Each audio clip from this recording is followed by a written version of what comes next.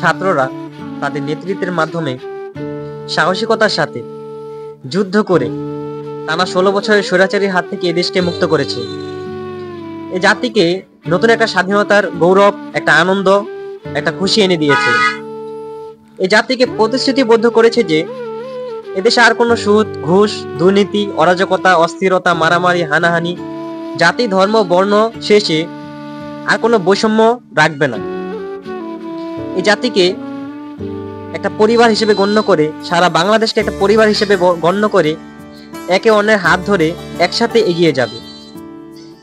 আজ স্বাধীনতার 15 দিন না হতেই কিছু স্বৈরাচারীর পাঁচাটা গোলামের প্রতি এরা প্রশ্ন করে, খোঁচা মারে, কমেন্ট করে, পোস্ট করে, এমন স্বাধীনতা কি চেয়েছিলাম? হায় হায়, কয় কি এই গোলামের প্রতি আবার কবে স্বাধীনতা চাইবে?